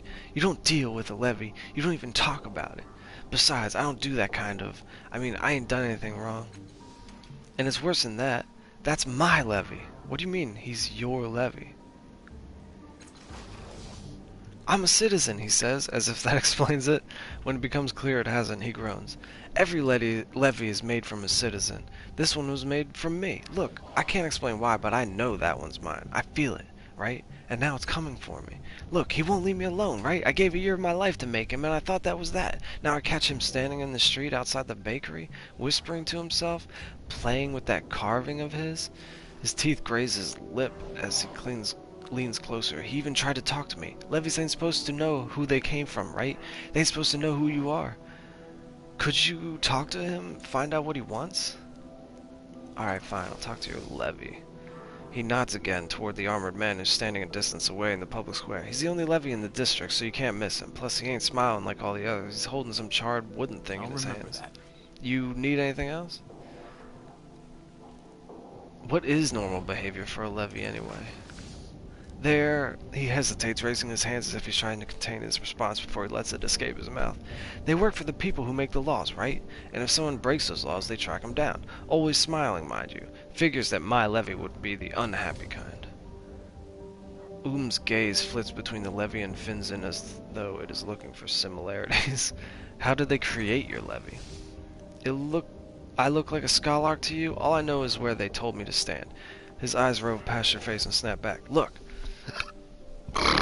People who want to be, you know, respectable in this town, they become citizens. The way you do that is you step into this glass chamber. Takes a year out of your life, they say. I figure it squeezes that year into human shape. Don't know how. Wouldn't pay 2 shins to know. I don't understand why you think your levy wants to murder you. Look! He begins, obviously struggling to frame his explanation. Look! He tries again. Look, you don't track a man for days and days unless you want something, yeah? Maybe you like his shoes or you're curious about how many shins he's got. Now I don't have any shins and my shoes are older than me. Only thing I got that's worth anything is my life. Anyway, I heard stories about what levies do when they go wrong. He shudders. They get obsessed with the person who gave him life, and if they ever meet, it don't end well for the human. Alright. Where is he? Right here. Torment levy. The The face of this armored man is oddly generic, almost as if it was designed to be forgettable. His livery marks him as a soldier in the service of Sagas Cliffs, a levy. The word comes easily to your mind. He stares past you, turning a small charred object over and over in his hands, whispering to himself. His over-large eyes are red, wet, and haunted. He appears to be looking for someone, and having spoken to Finzen, you can imagine who. The aura of shame around him is so powerful that you can practically taste it. What are you holding there? He says, then grimaces as though his words hurt him.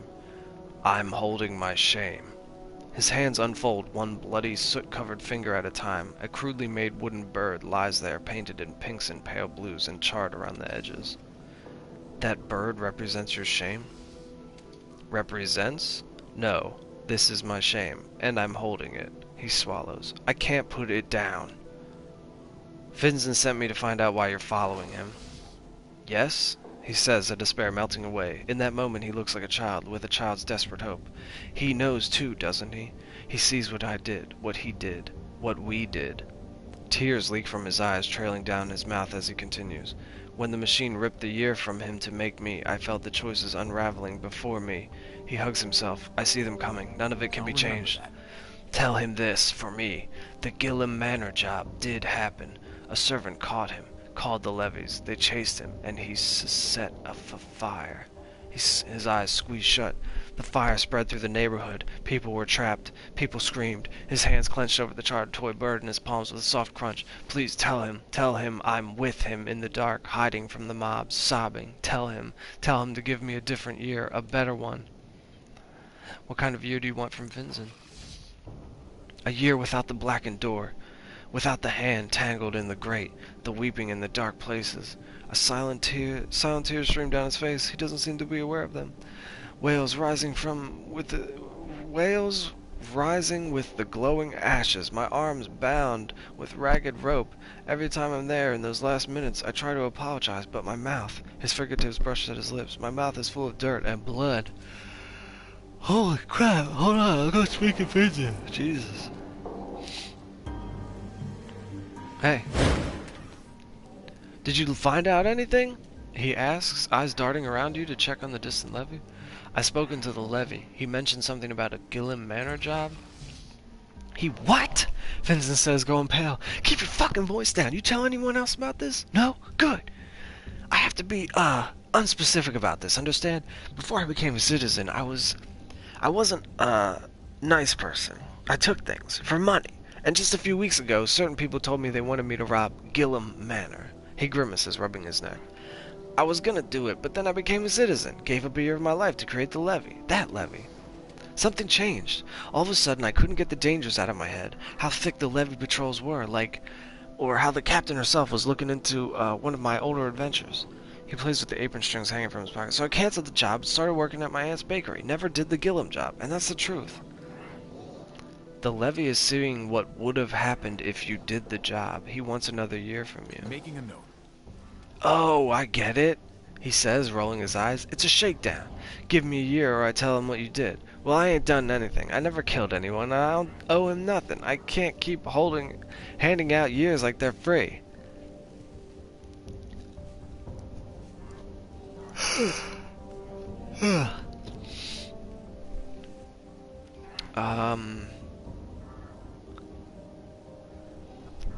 Based on what he said, no, that's not fair. He's suffering for what you would have done. I ain't never been in the same town as Fair, he says. You ever find it, you let me know. Making a note. I'd go up to Government Square and tell the captain of levies what he's up to if I had any way of explaining it. Hey, your levy's following me around. I think it's because he's haunted by my criminal past.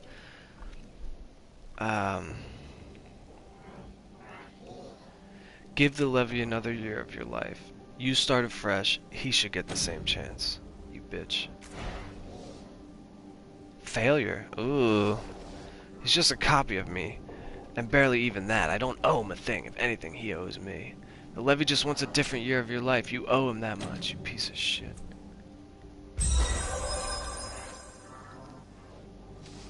Ah, for what? A couple bad dreams? I didn't do anything. Crossing his arms. Alright, what did he see in this other future? I get caught, chased around maybe? You started a fire that killed a lot of people. How? How much is a lot? He says, rubbing his mouth with the back of his hand. He sees some of the truth in your eyes and I'll remember sighs. that. Fine, fine, but I ain't running myself down searching for a way to give my life away. The levy machine's at the Order of Truth. Go talk to the Scholark since you're so hungry for this. Maybe they can bash something together that'll rip another year from me and give it to him. Good luck. What the fuck? What I gotta do? Rin has agreed to join me. I should bring her to Tolmagor and resolve the situation between them. No, I'm not fucking doing that. Flawed simulacrum. I convinced Fizzin to give another year of his life to the levy. He suggested I visit the Order of Truth, where levies are made, and ask the Aeon priests for a device that can take another year from him and give it to his levy. The what?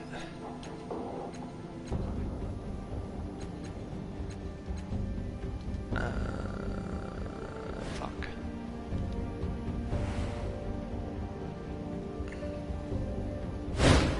Hey. Finnzen is willing to give you a year of his life, but I have more work to do before it can happen. He bows his head and nods wordlessly, tears speckling the ground between you. Alright, peace out, dog.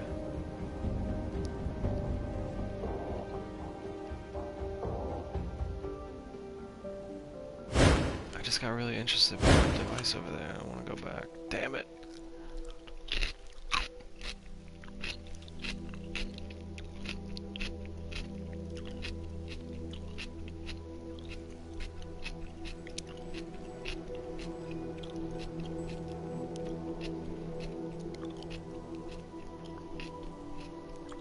The red tie represents a passion, emotion, action, and zeal. It's the tide of people whose goal is to live in the moment, to experience life to its fullest, or to follow their heart wherever it leads them.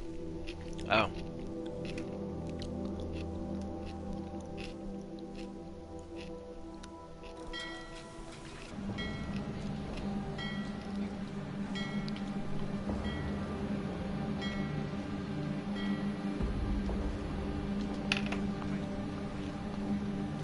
This.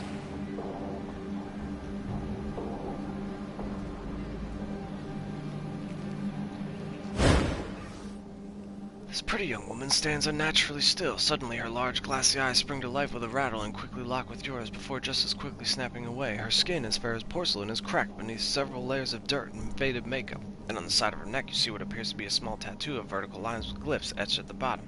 For a moment familiarity overwhelms you, disappearing as a minute shudder runs down her arms. Her gaze snaps back to your face, but not to your eyes. She's staring at your tattoo. Jerkily, her hand rises to touch her own. Well met, I am called Sylph. You note that slight pause before she pronounces her name. Her voice has a purring quality under which you can hear the spinning of countless gears. She coughs just once and a small greenish cloud emerges from between her lips. How did you come by that mark?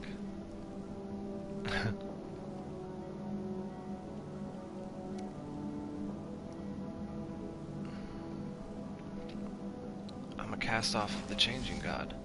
You hear an excited clicking and her eyes flutter closed briefly. I appreciate your honesty, the manic working of gears sounding from deep within her chest. She regards you, head tilting to the side with a series of small ratcheting noises. You have the absurd impression the motion is meant to be flirtatious. I hope you will answer another question for me. Her voice takes on a more eloquent tone, deeper and richer than you've heard from her before. I wonder if you might have heard this old riddle before. She clears her throat and begins as if reciting from memory. What comes in with breath and out with a word transmutes upon death but can't be conferred. The words sound vaguely familiar, resonating in your mind even after she stops speaking. Try to remember where you've heard the riddle before. The words sound familiar, but something about them is subtly wrong. Just when you think you've grasped the difference, it slips from your mind if you're left with only Sylph's expectant gaze. Life.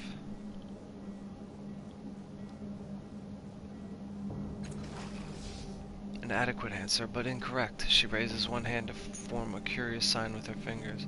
When she goes to release it, however, her index finger stays frozen in place, and it takes her some moments to disengage it. I have one last question to ask of you. You may not have an answer.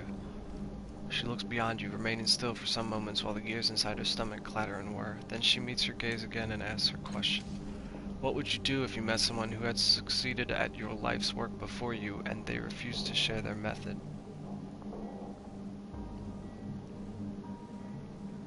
I would find my own method. That would doubtless be difficult. The darkness behind her eyes whirls with glints of metal as her pupils dilate fully. They snap back to normal and she bows slightly. I wish you luck in your endeavor. I have no more questions for you.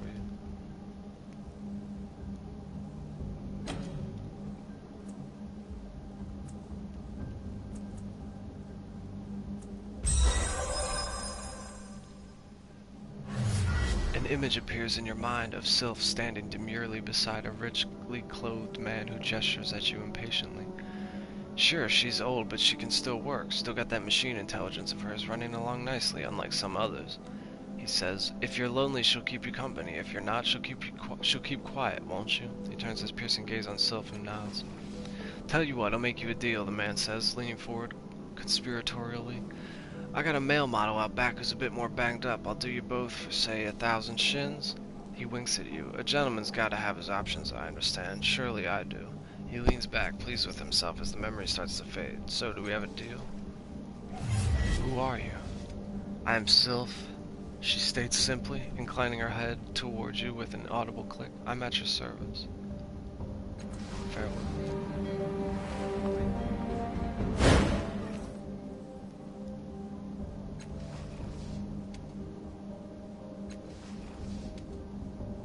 Huh.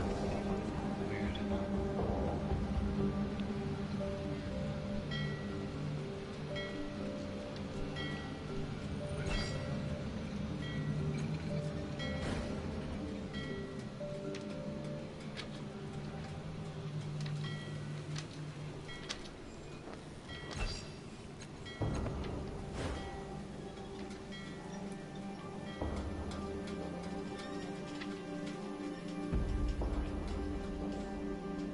Driftwood held aloft by suspension platforms provide useful if someone perilous bridge between the dock and ships. Okay.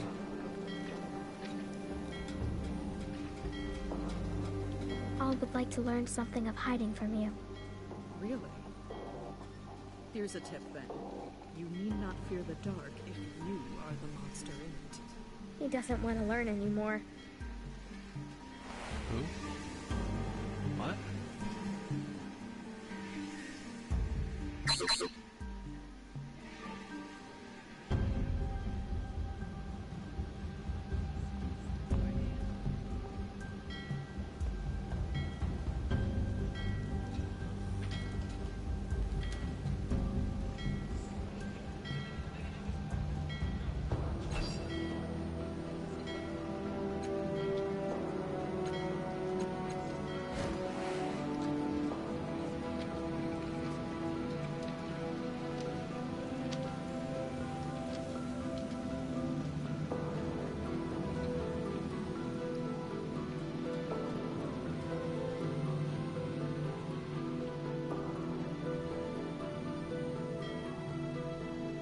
Alright, I gotta take a break. I don't know what the fuck I'm doing. Everybody subscribe to my channel and donate all your money to me.